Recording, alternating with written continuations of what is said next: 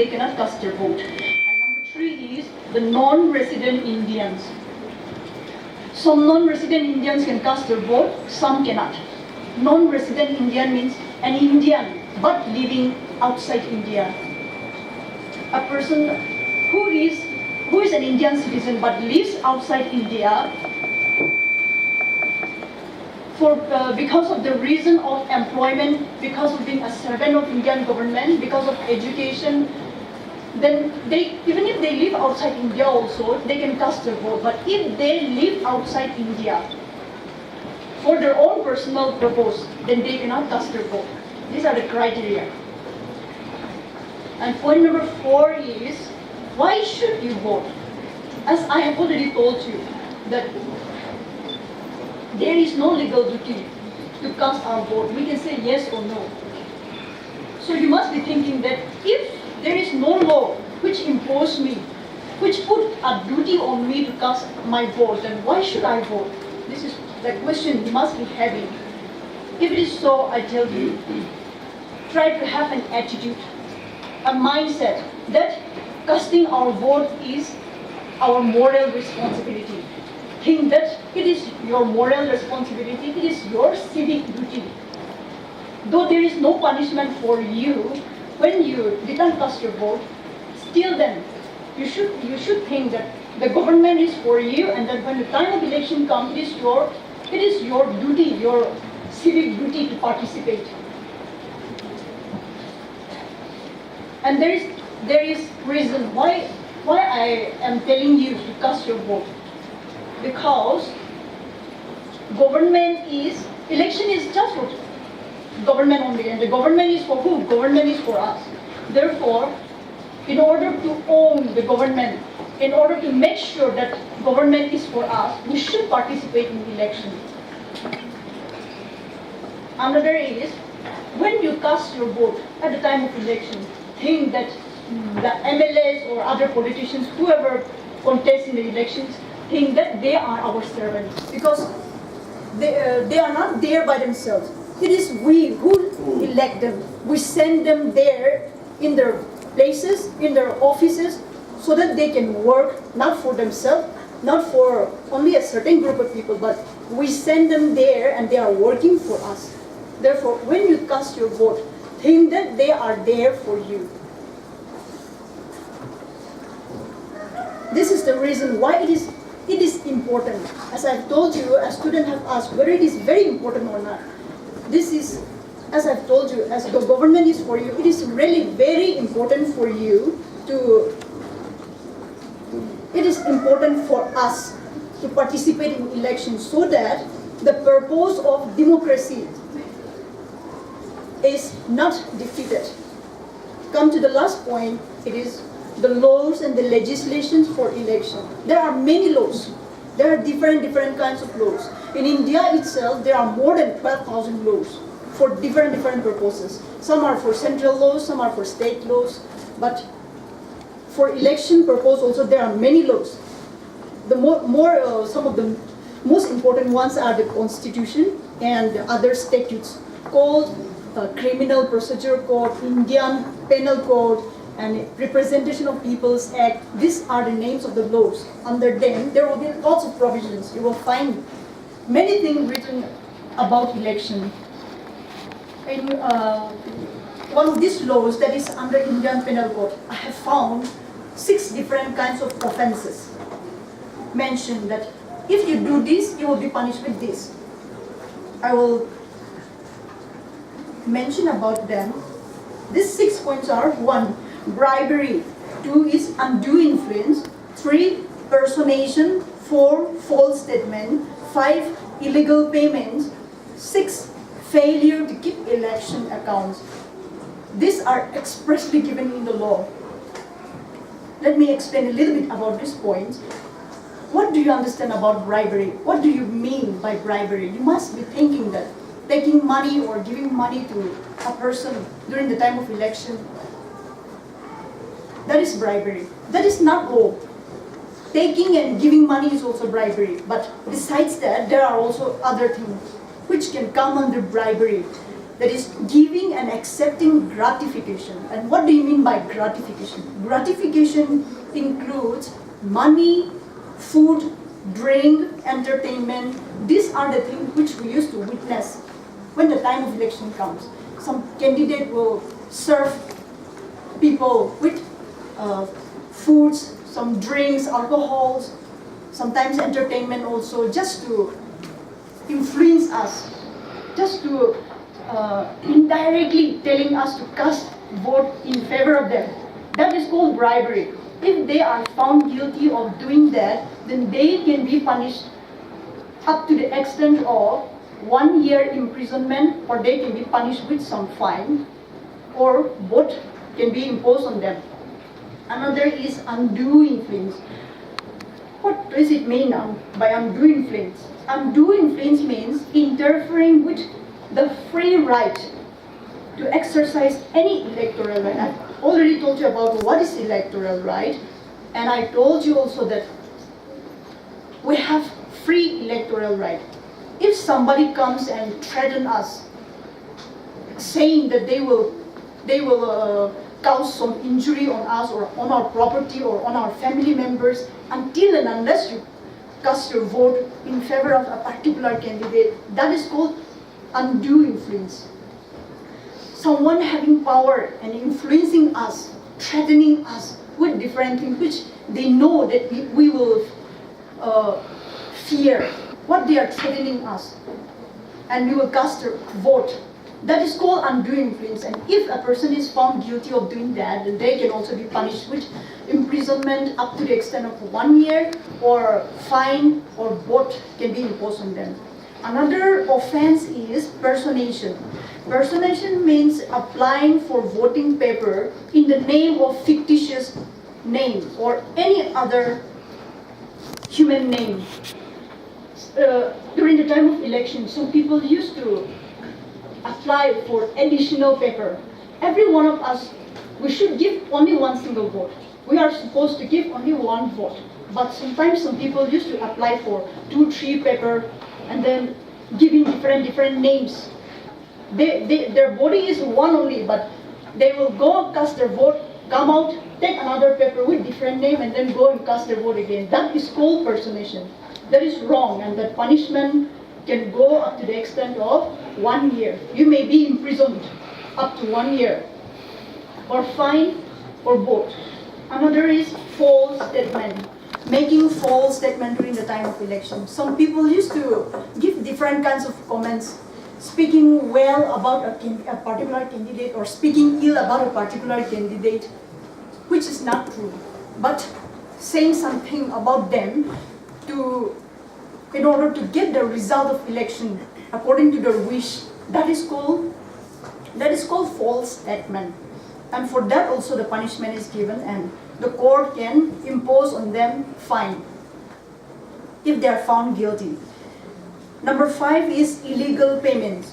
Whoever without authority incurs expenses or authorize expense to promote. When somebody asks you about what do you think about election, all of you are very young, and as our madam had, when she asked you to raise your hand, none of you raised your hand. That means none of you are participating in election so far.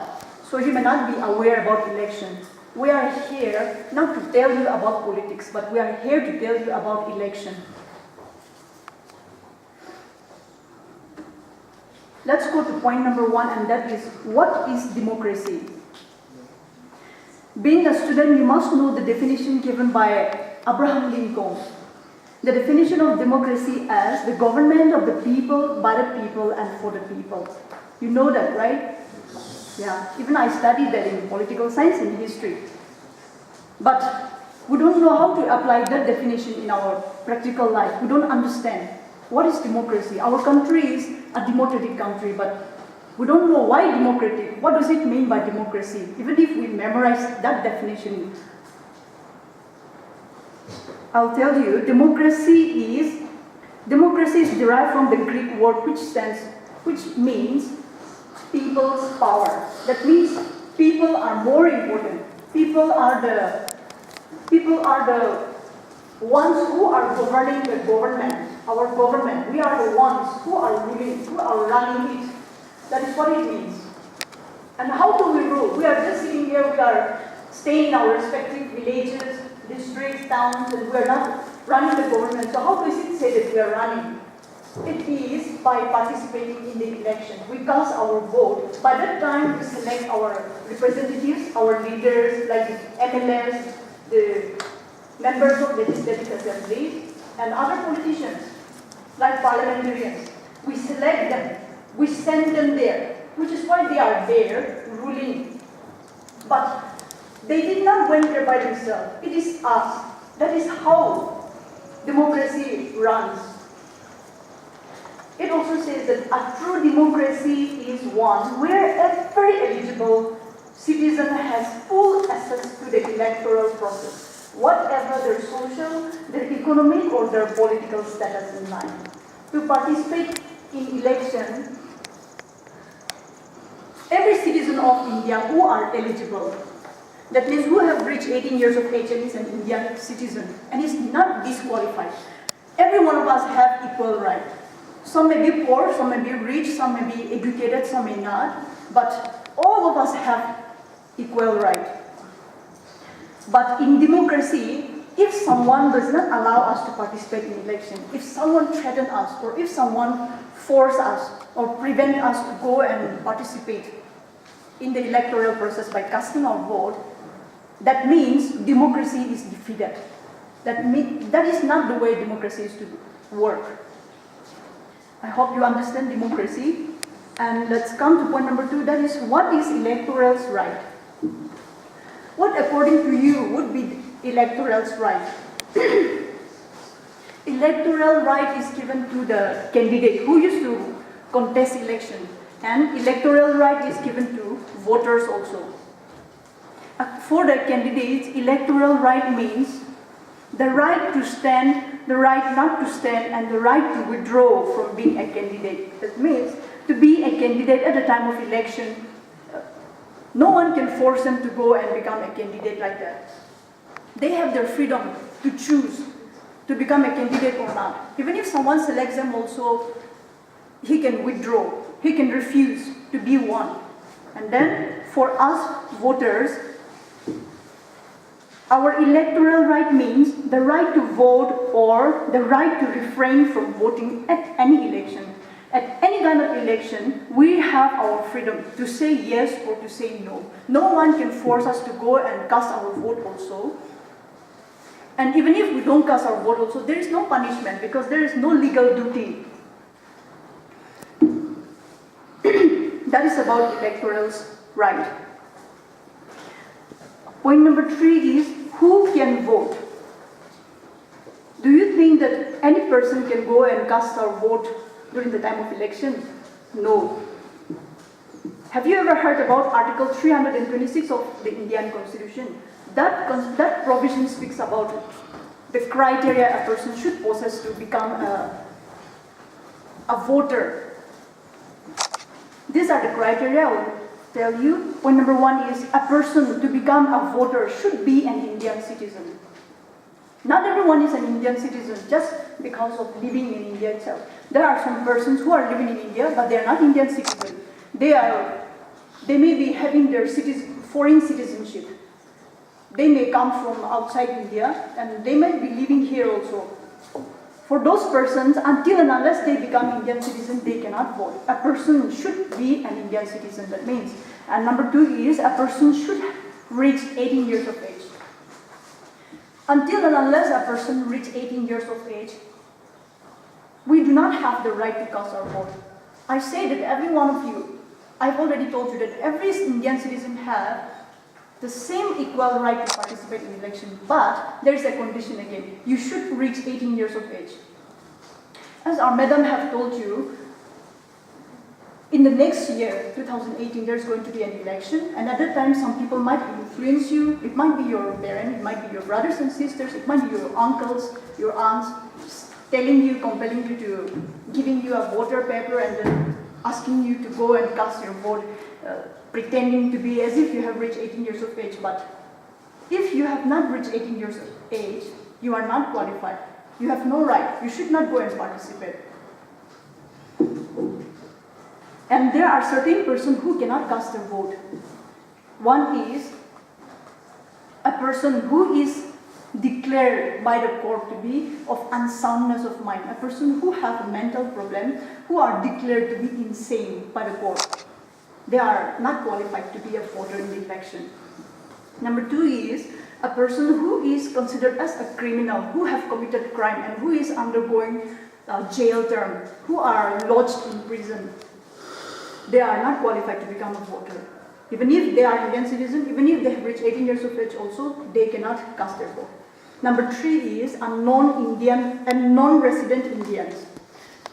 Non-resident Indian means a person who is an Indian citizen but not living in India. There are some Indian citizens who are living in foreign countries also. Some of them can vote, some cannot vote. Who are Indian citizens but staying outside India because of education, because of employment, who goes to foreign countries because of being employed by the government of India. They are part of the government of India only, therefore they are qualified. But if they went there, if they live there permanently or temporarily, just for their own personal reasons, for those persons they are not qualified. Come to point number 4, that is, why should you vote?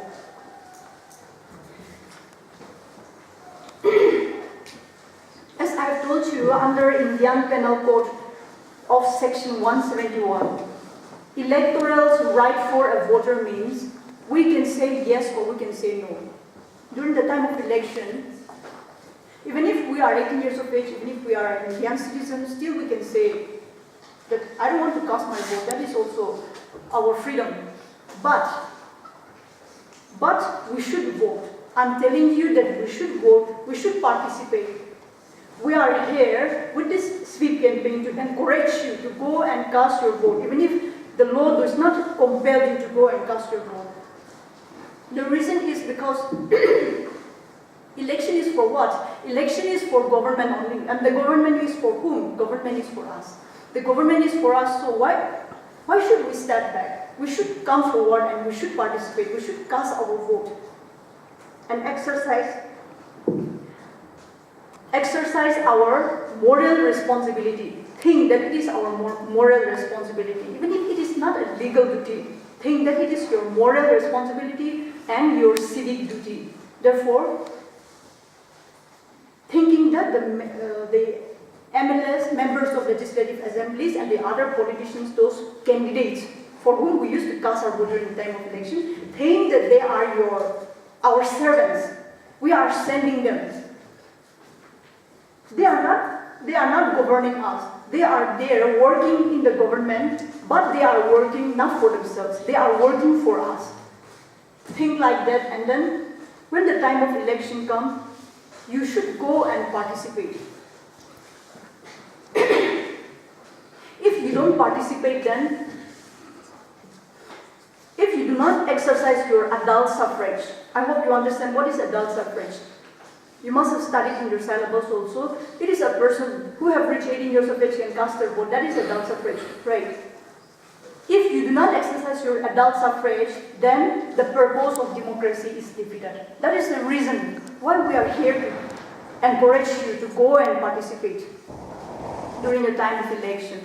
Now comes the last point, that is the laws and the legislation for election. There are certain laws which were provided, which were written for election purpose. The main laws we find are in Constitution and the other statutes like Indian Penal Code, Criminal Procedure Code, and Representation of People's Act. These are some of the few laws which we find most of the laws regarding election. There are many laws which you can find in Representation of People's Act also. Some of the action which if you do, then you are liable to be punishment. You are liable to be punished. But instead of going to Representation of People's Act, I want to go directly to Indian Penal Code. In this Indian Penal Code, penal stands for penalty, okay? This is the law which provides the punishment for the people who have committed wrong. In IPC chapter 9A, section 171, it is provided that there are 6 different types of offenses which a person used to commit during the time of election. These 6 offenses include bribery, undue influence, personation, false statement, illegal payment, and failure to keep election accounts. These are the 6 different kinds of offenses you will find. And I'll tell you, I will explain a little bit about all these 6 points. What do you understand about bribery? Generally, we used to think that bribery is about giving and taking money, and that's it. But it is not only money. Bribery could include giving as well as accepting of money, food, drinks, entertainment, or job, or other things. There are other things which the law does not allow.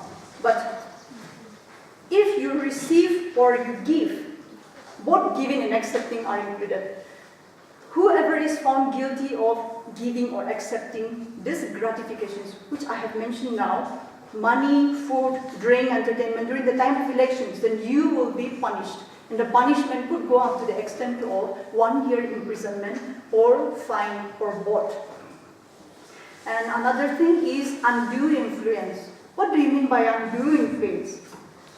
Undue influence means interfering with the free right to exercise any electoral right. I have told you that every one of us have equal right.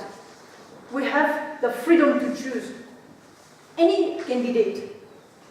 We have the freedom to choose our representative.